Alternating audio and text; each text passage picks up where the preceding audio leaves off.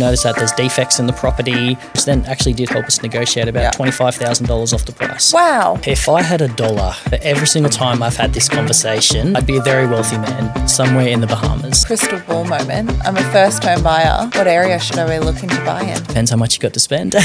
Welcome to These Four Walls, the podcast that talks to real buyers and experts about the hardest, weirdest, and most surprising parts of buying and owning a home in Australia. We'll help you figure out what's going on in the world of property and what to do next. Hi everyone, I'm Danielle and you're listening to These Four Walls. Today we're asking, are buyer's agents really for the wealthy, or can everyday Aussies also use their support?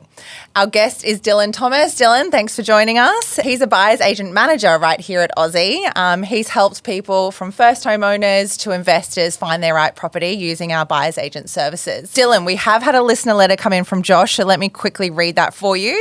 Josh is in Penrith, so he's got 2 kids.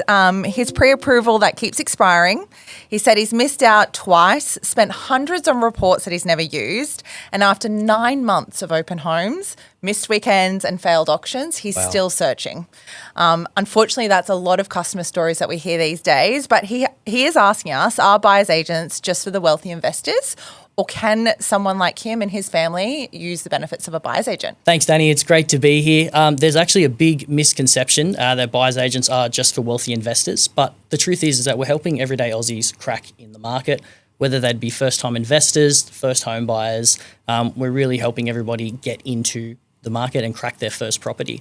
So what we're actually doing is helping people upgrade smarter, with confidence, with the right purchase strategy, and taking all the stress work out of getting into the market. Because I know if someone like Josh has been looking for 9 months, it's probably cost him more day to day to try and get into this marketplace. So if I was trying to fix my car, for example, and it was taking me weeks and weeks and weeks and weeks and weeks, I know for a fact that it probably would have been cheaper for me just to take it to the mechanic in the first place. Totally. Being a buyer's agent, we are doing this every single day. We're in the heat of the negotiation. And if you're just an outsider and you're not working in this industry at this point in time, you're going up against a skilled negotiator who is going to absolutely wipe the floor with you day in, day out. May be in a position that you're going to overpay for a property in the market. That's where we take over, so we can give you the confidence to go forward, get the property done with the right purchase strategy. Speaking to Josh personally, I tried to buy and I got to a period where I was doing the 9 months, the open homes, getting outbid every single time.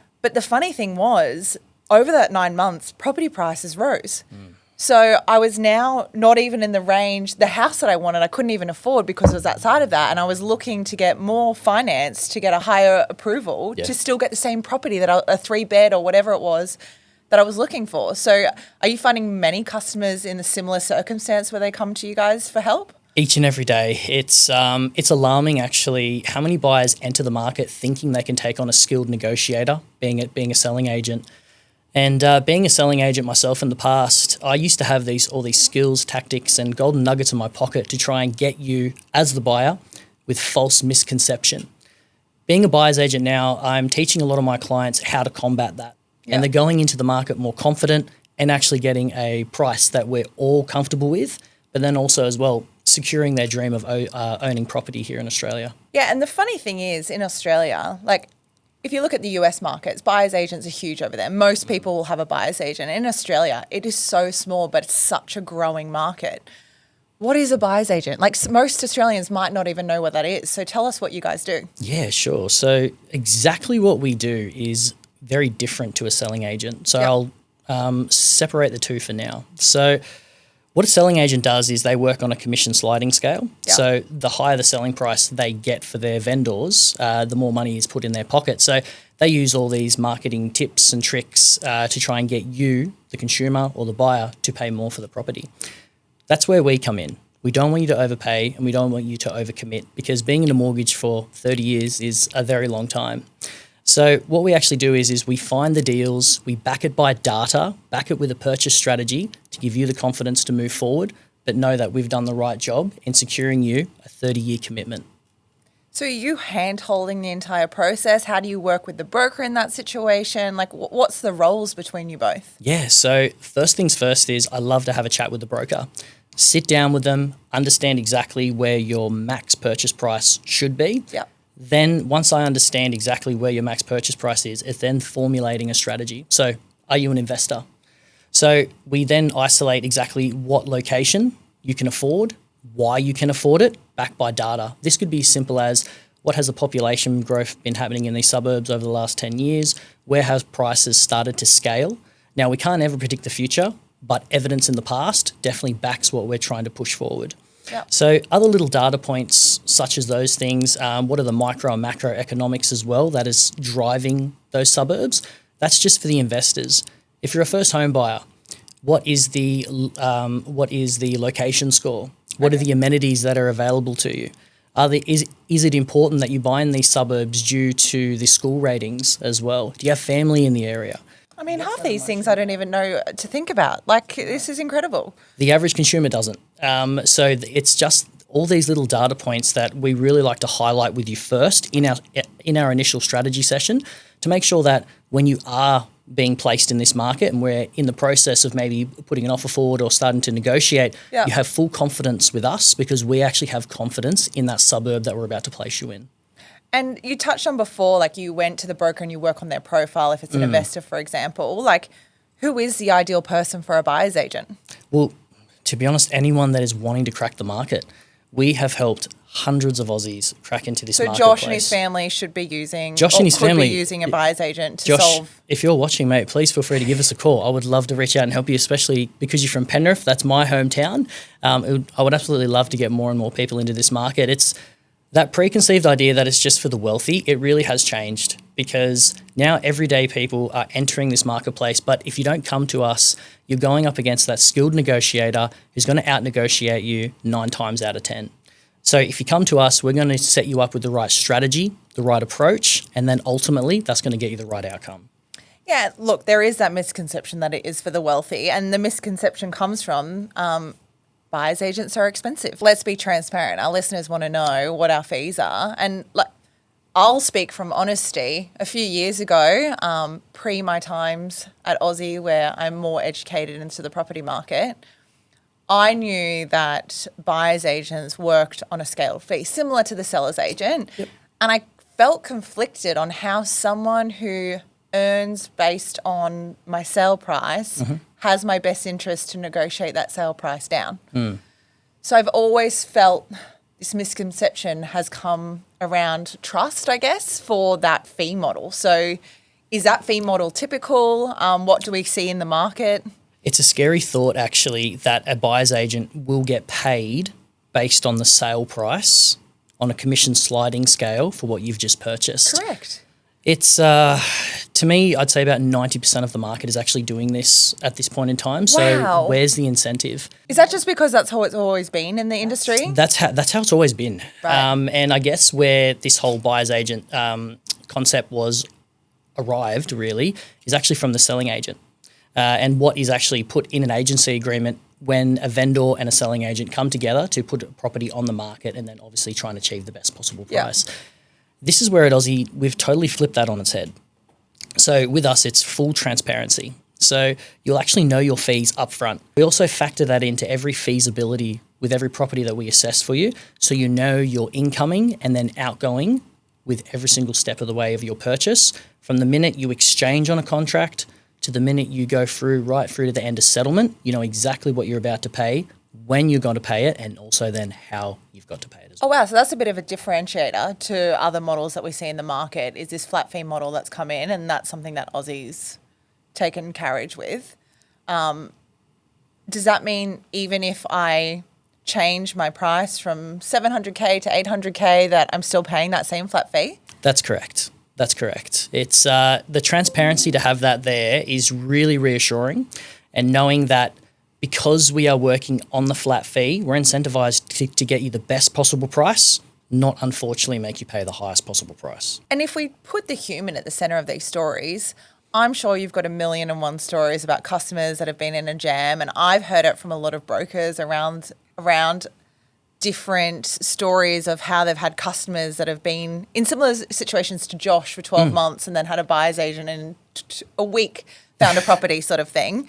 Tell me about someone that you've either helped out of a pickle or you've saved them from avoiding a situation that was dire. Sure. Oh, God, to pick one out of the hat.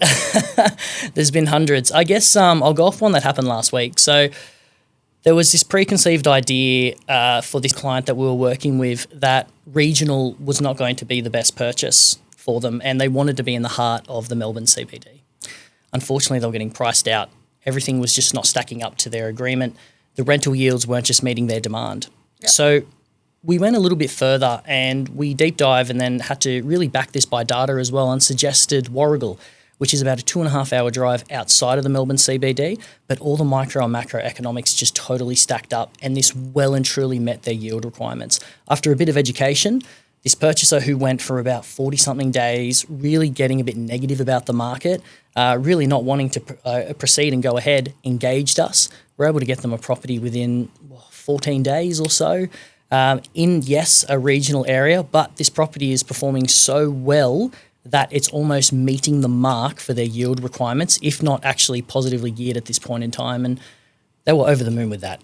They could not believe a property like that existed. You could only be over the moon with that. I actually recently spoke to one of our franchisees up in WA, and he was telling a story about how a buyer's agent missed out on a property. They were just late to the market and had already sold by the time, but had a great relationship with the real estate agent, and another property came up off market. Yeah. And then they were able to buy the second property that was in the same strata for the client.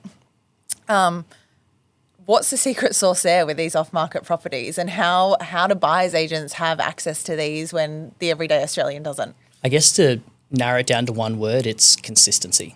When you do this every single day and you're good at what you're doing, people want to work with you. Yeah. So this is where selling agents, they're literally walking out of their listing appointment that they've just had with the vendor. The ink's not even dry on the agency agreement yet, and they're giving me a call. Dylan, I've got this off market. This is what the vendor's hoping to achieve. Do you have a buyer for this? This is how we're getting in so many doors and getting so many opportunities available for our clients exclusively. So before it's even advertised, you're getting the call? Before it's even advertised. I'm telling you now, the ink is not even dry on the paperwork yet. How many do you think is getting sold off market? My God, I would say at least 20% of the marketplace at this point in time, which is absolutely huge. And everyday Australians wouldn't have access because they don't have those relationships that these buyers agents are building, or? Well, I'd put it to you like this. The selling agent would like to know that the person they're dealing with is actually pre-qualified. Yeah. Our job as the buyer's agent is actually to pre-qualify you, to make sure you understand how to purchase in whatever state we're trying to get you to purchase in. You understand all the legislation. You understand what to do when a contract arrives, and that you've also got your finance in place. Yeah. So that's the reason why these selling agents want to work with the buyer's agent and not just the everyday consumer. But how do you match people to the right property? Through time and time again, it's making sure that we've had the right correspondence with the broker to understand their pre-approval. We've actually coached these people on how to transact in these areas, and they understand where pricing points are from day dot. That's how we match it consistently, time and time again. Whoa. I bet you're stuck on the same old real estate apps. Yeah. Try Aussie's new property search. Oh. With thousands of listings, even off market. Ooh. Find your next property with Aussie. We talked earlier about your customer story about the investor. Great outcome. I want to touch on upgraders and downsizers though. So if I'm an upgrader or a downsizer and I'm getting back into the market, I'll probably have no idea how the market's moved. And I'll put this back to when I was buying a house on the Gold Coast. All my family kept being like, no, that's way too expensive. That's way too expensive. And I was like, you all bought houses 10 years ago.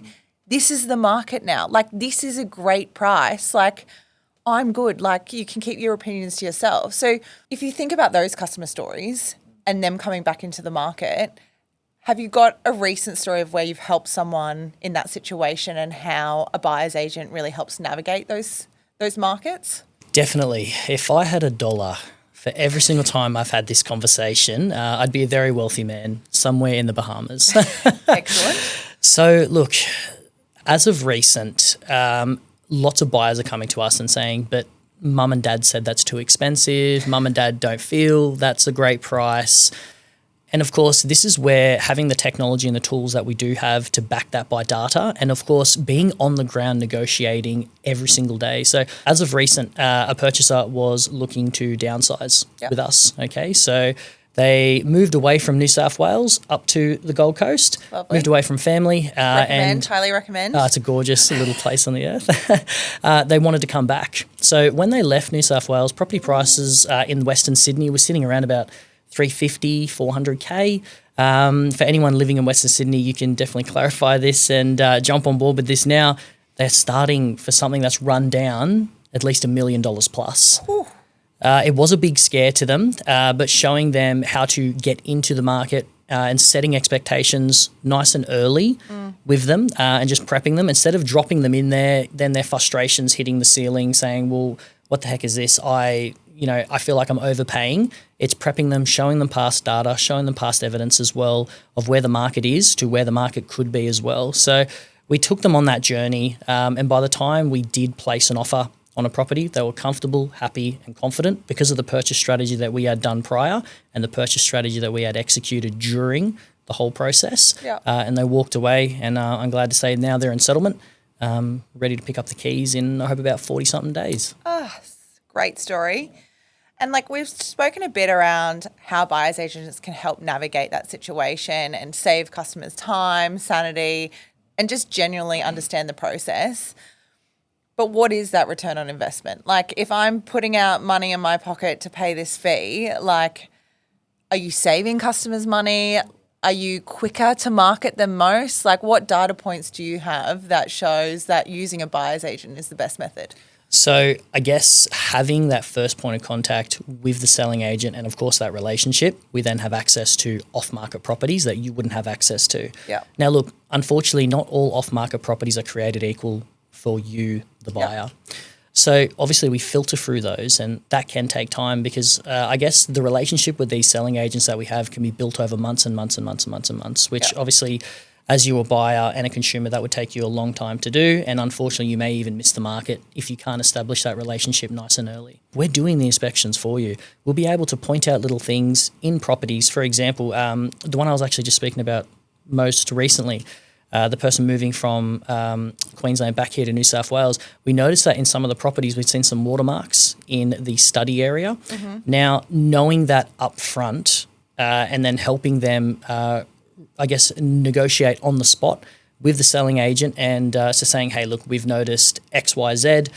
We've noticed that there's defects in the property. That actually alerted the selling agent, who then alerted his vendor about that as well, which then actually did help us negotiate about $25,000 off the price. Wow. Yeah.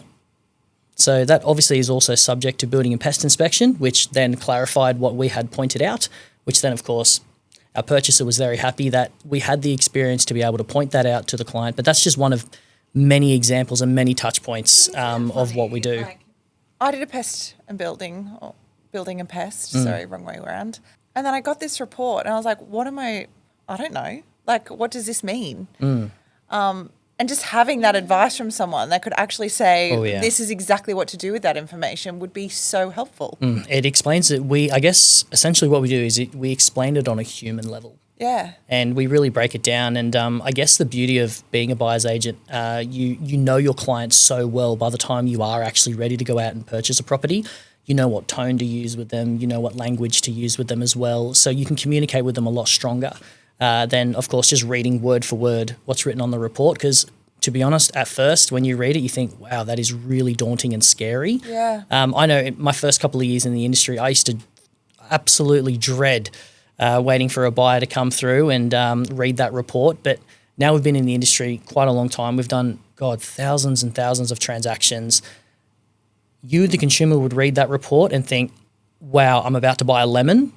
We read that and say, we can use this to our advantage in getting you a price reduction because we know that these are a cheap fix. But obviously, going in there negotiating for you, we will get the best possible price to sort of scare the vendor, scare the selling agent, to definitely help you navigate this market. How quickly do you find properties for people? Is there I know everything's a bit different, but is there an average of how long it usually takes to help find someone the right home?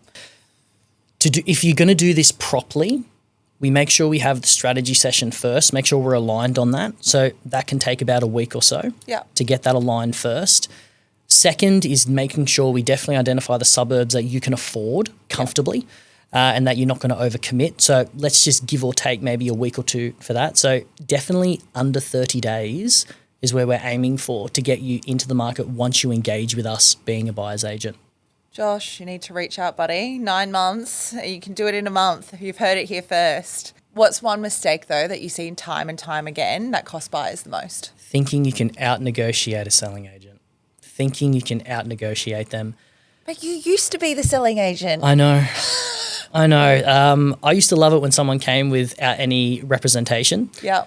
I used to love it when people used to come through with their dad. They would have their arms folded like this and they'd go, it's not worth this. But you know what I would see time and time again?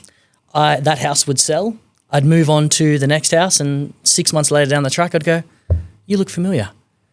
That's because they're still trying to buy. But the market has moved in that last 6 months. So thinking they can out-negotiate the selling agent, huge misconception. Especially when we do this each and every single day, we got the tips, we got the tools, we've got all the right conceptions to do this for you. Let us do our job. We are very, very good at it. Now, crystal ball moment. I'm a first home buyer. What area should I be looking to buy in? Depends how much you got to spend. I've got $1 million. Got $1 million? Yeah. Do you know what? I'm really loving the turn up. And I'll sort of actually, I might rewind for a second. I'll give you a bit of an education piece. Yeah. Okay, so. And this is all general advice, everyone. It is. It's all general advice. What I was seeing in the marketplace in Victoria about a few years ago as COVID unfortunately came through, I noticed that property prices were absolutely plummeting in Victoria and it was almost reaching the bottom of the market. Yeah. I do believe Victoria is actually back on the climb. So anywhere in those regional little pockets, I'm just going to throw a few out there for our listeners. So Warragul, Morwell, Ballarat, Wendouree, those little hot pockets at the moment. So properties out there at that point in time, about 2 years ago, were selling in the very low 300s, 400s. We've now seen some of these properties hit somewhere in the 6s. So what has that actually done in the last 2 years? That has given you amazing cap growth backed by really strong yields. So if you're a first-time investor, we are really liking Victoria at the moment. If you've got a little bit more appetite for risk and you want to enter into one of the most aggressive markets, you really can't beat South Australia. The growth South there. Australia? Yep. That whole South Adelaide region, even North Adelaide. So South Adelaide definitely for its yields, and that's more for a buy and hold. But North Adelaide, if you've got a bit more risk appetite and you're wanting to do maybe a future development in the future, the zoning codes there are just unbeatable. And Playford City Council, that region, are so flexible to get some developments and everything underway. It really would be appetising for a bit more of an aggressive investor. With all the AI tools coming out, like ChatGPT, I can't live without it. I've said it twice now on this podcast. Mm-hmm. A lot of the younger generations feel like they could get the data or the information or have a go themselves. Mm-hmm. What would be your advice to them around entering the property market using these tools? Don't get me wrong. It is great that everyone's got access to all these data points, but you do have to remember real estate is still a human-to-human transaction.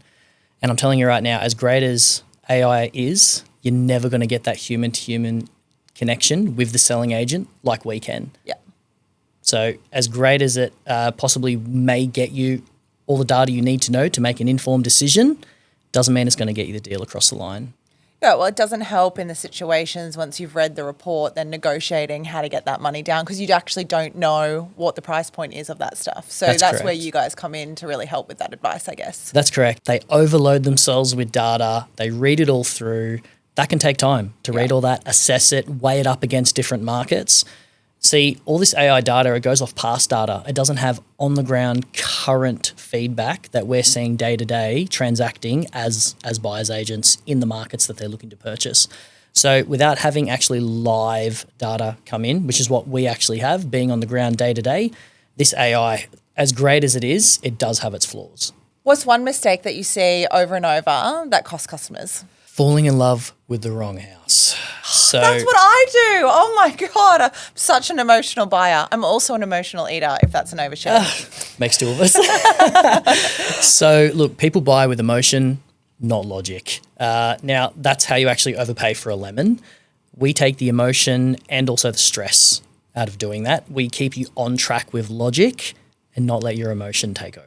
I mean, I needed a buyer's agent by the sounds of this. Dylan, thanks so much for joining us today. It's been a pleasure to have you, and thanks for all your insights. Thank you so much for your time. You're a first home buyer, upgrader, investor. Having an expert in your corner always helps. If you've got your own buying story, success, stress, or something in between, feel free to reach out via DM on our Aussie Home Loans Instagram account. We'd love to hear from you.